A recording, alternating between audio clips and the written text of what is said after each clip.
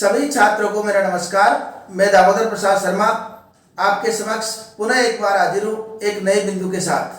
देखिए बच्चों, आज हमारा जो विषय रहेगा वह रहेगा कक्षा 12वीं हिंदी अनिवार्य की जो पुस्तक है सृजन, उसके अंतर्गत पाठ नीति के दोहे और जिसके कवि है रहीमदास जी। तो देखिए बच्चों, रहीमदास जी ने नीति से संबंधित कई दोहे लिखे। पिछले वीडियो में भी हमने कुछ दोहे का अध्ययन किया, उसके अलावा कवि रहीमदास जी का परिचय भी हमने जाना। आज हम आगे के जो पद्यांश है उनके बारे में हम जानकारी प्राप्त करेंगे। तो नीतिगत दोहों के अंतर्गत उन्होंने कई बातें बताई है जो आज के परिप्रेक्ष्य में भी सही सिद्ध हो रही है, इसलिए इनको नीति कुशल या नीति परायण कवि भी कहा जाता है। तो अब हम देखते हैं आज का पहला पद्यांश। जो रहीम उत्तम प्रकृति का करी सकत कुसंग, चंदन विश्व व्यापत नहीं लपटे रहत भुजंग। तो यहां पर जो रहीमदास जी कहते हैं कि जो व्यक्ति उत्तम प्रकृति का मतलब श्रेष्ठ स्वभाव का, उत्तम स्वभाव का, उत्तम प्रकृति श्रेष्ठ स्वभाव, अच्छे स्वभाव का होता है, उत्तम प्रकृति का होता है, का करी सकत कुसंग, उसका ये कुसंग अर्थात बुरी संगति, ये बुरी संगति उसका कुछ नहीं बिगाड़ सकती। अगर जो श्रेष्ठ प्रवृत्ति का व्यक्ति है, श्रेष्ठ आचरण का व्यक्ति है, वह बुरी संगति भी उसका कुछ नहीं बिगाड़ सकती। हमने पिछले कई वीडियो में भी पढ़ा होगा, कई बार कई कवियों के पाठ पढ़े होंगे जिसमें ये बताया था कि व्यक्ति जैसी संगति बैठता है उसको वैसा फल प्राप्त हो जाता है। लेकिन यहां पर कवि ने कहा कि हो तो जाता है प्राप्त, खराब संगति में हमको नहीं रहना चाहिए, लेकिन जो श्रेष्ठ आचरण वाले व्यक्ति है वह तो किसी भी संगति में पहुंच जाओ, उनके ऊपर तो इन सब का कोई प्रभाव नहीं पड़ता है।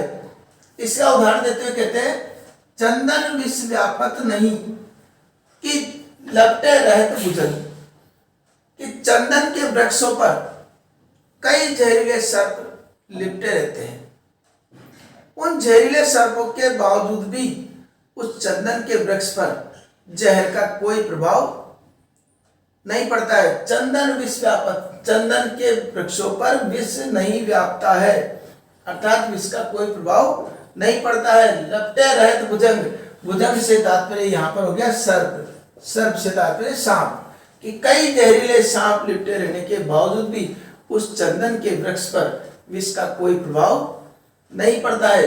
अब हम लिखना कैसे वो हम जान लेते हैं एक बार, कि यहां पर जो रहीमदास जी कहते हैं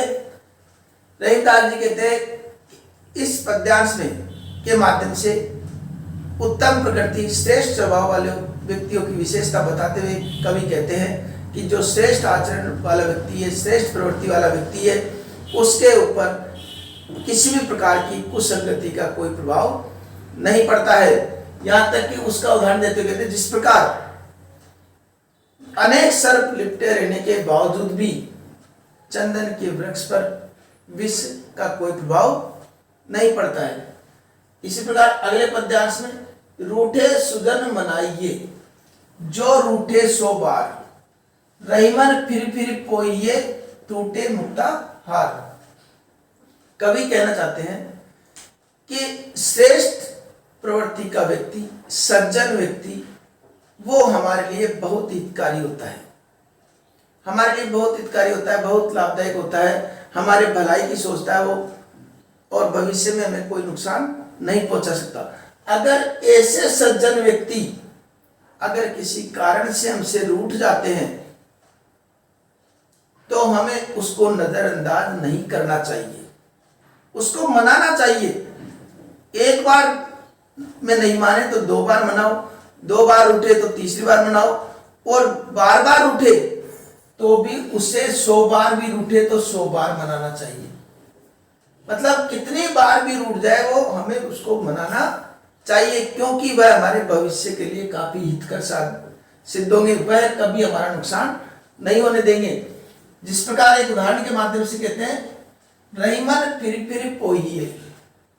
रहीमदास जी कहते हैं कि जिस प्रकार मोतियों का जो हार है, मोतियों की जो माला है, उसमें से अगर मोती टूट जाते हैं तो हम उन मोतियों को फेंकते नहीं हैं, फिर बार बार पुनः उसको पिरोते हैं। पोइए पिरोते हैं। टूटे मुक्तार, टूटी हुई मोतियों की माला से अगर मोती गिरते हैं तो हम उनको बार बार पिरोते हैं, उनको कभी फेंकते नहीं है। उसी प्रकार की प्रवृत्ति, क्योंकि उन मोतियों का बहुत मूल्य होता है, उन मोतियों का बहुत मूल्य होता है, और उस धागे में जिसमें मोती पिरोए गए हैं, उस धागे की कीमत भी उन मोतियों के साथ ही होती है। इसलिए जो श्रेष्ठ व्यक्ति है, सज्जन व्यक्ति है, उनसे हमारा भी सम्मान बढ़ता है और हमें भी सन्मार्ग पर जाने का मौका मिलता है, और वह हमें सही मार्ग बताते हैं। ऐसे व्यक्ति अगर रूठ जाए तो उन्हें मनाना चाहिए, यहाँ तक कि अगर 100 बार उठे तो भी हमें 100 बार ही मनाना चाहिए। ये इसमें बताया गया है। अगला देखते हैं, तरवर या फिरी जो शब्द आया था ना यहाँ पर, इसमें पुनरुक्ति प्रकाश अलंकार। पुनरुक्ति प्रकाश का मतलब हो गया पुनः उसी उक्ति पर प्रकाश डाला गया, शब्दों की आवृत्ति हुई है, इसलिए पुनरुक्ति प्रकाश अलंकार है। अगला देखते हैं, तरवर फल नहीं खात है, सरवर पिए नहीं पान, कहीं रहीम पर काज हित, संपत्ति संचय सुदान। इस पद्यांश के माध्यम से कवि ने परोपकार की भावना पर बल देते हुए कहा है कि इस संसार में प्रत्येक व्यक्ति को परोपकार की भावना रखनी चाहिए, और इसी बात को कि जिस प्रकार वृक्ष फल नहीं खाता है, वृक्ष स्वयं अपना फल कभी नहीं खाता है। वृक्ष दूसरों के लिए फल प्रदान करता है, लेकिन कभी ऐसा नहीं होता कि वृक्ष के जम गई और खुद के फल खुद ही तोड़ करके खाता रहा और किसी को दिया नहीं, ऐसा वृक्ष कभी नहीं करता है। सरवर पिए ही नहीं पान, और सरोवर से तात्पर्य यहाँ पर है तालाब। सरोवर से क्या तात्पर्य है? तालाब। सरोवर में खूब पानी होता है, पिए नहीं पान, लेकिन उस पानी को वह स्वयं नहीं पीता है।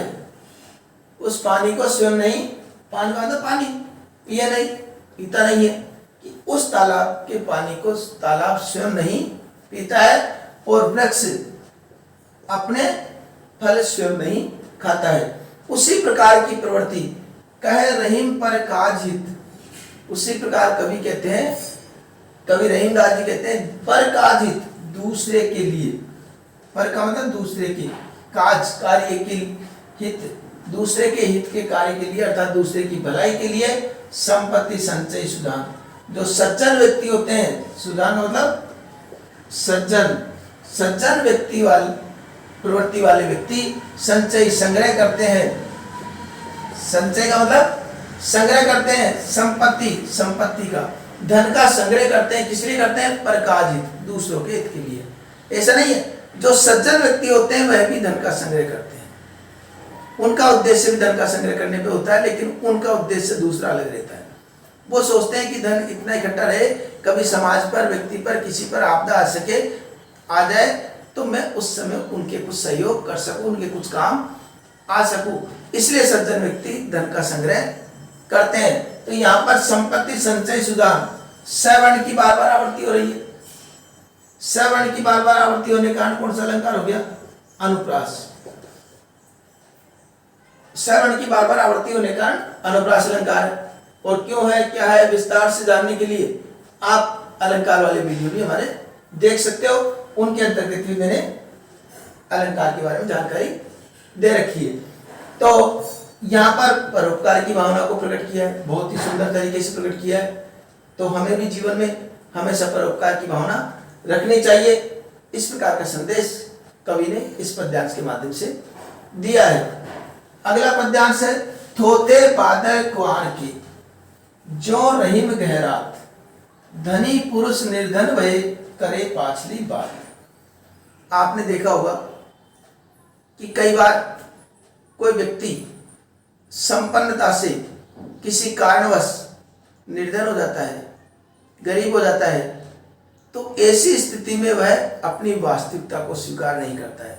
कहीं भी बैठेगा, किन्हीं के मध्य बैठेगा, 10 लोगों के बीच में बैठेगा और अपनी पुरानी बातों को बता बता करके अपना प्रभाव जमाने की कोशिश करता है, जबकि वास्तविकता क्या है वह उस व्यक्ति को पता है और सामने वाले व्यक्ति को भी पता है। इसलिए पिछली बातों को करने से कोई फायदा नहीं है। लेकिन पिछली बातें कौन करेगा?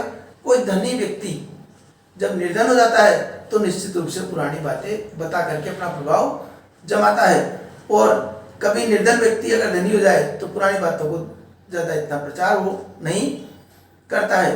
तो इसी बात को इस पद्यांश में प्रकट किया है।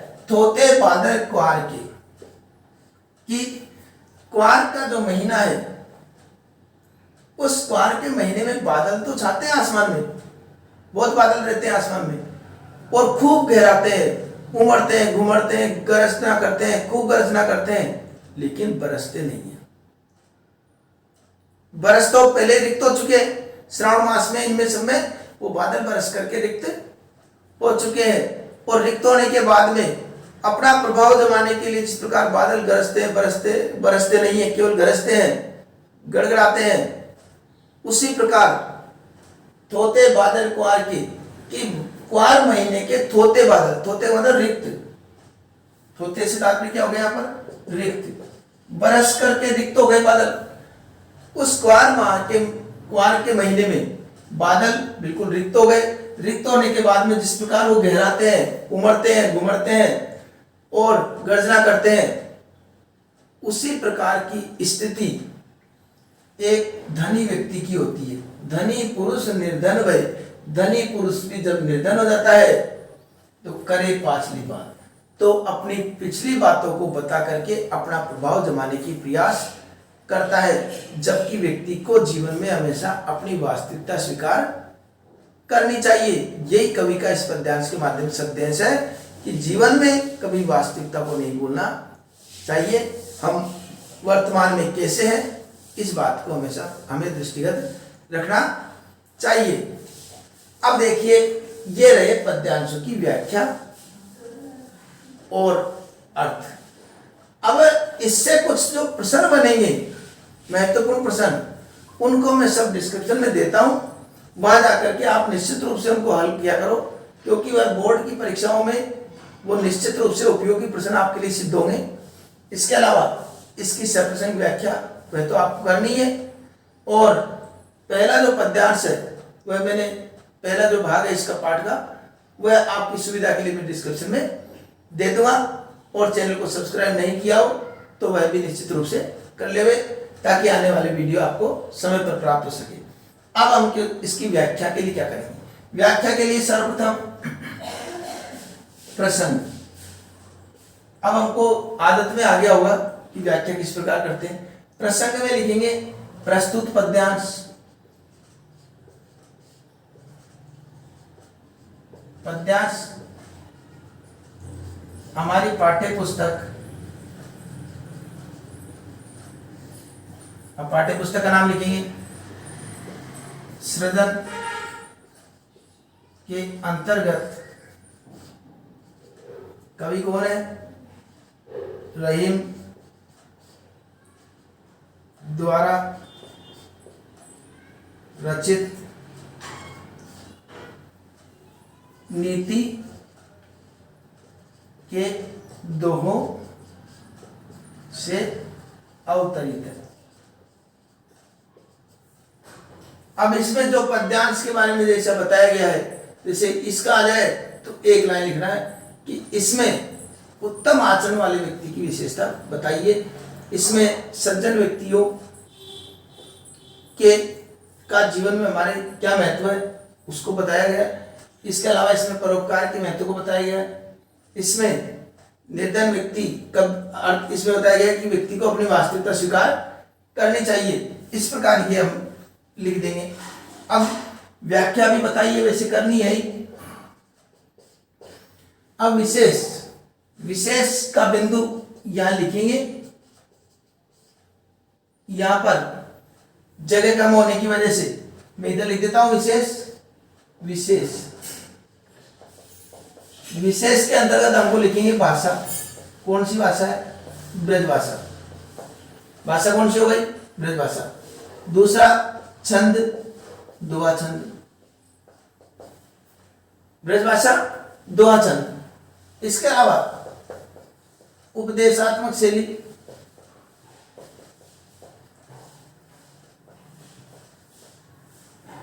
ये भी हम लिखेंगे। और हमने देखा था संपत्ति संचय सुजान और फिर तो ये क्या है? ये अलंकार भी लिख देंगे हम। पुनरुक्ति प्रकाश,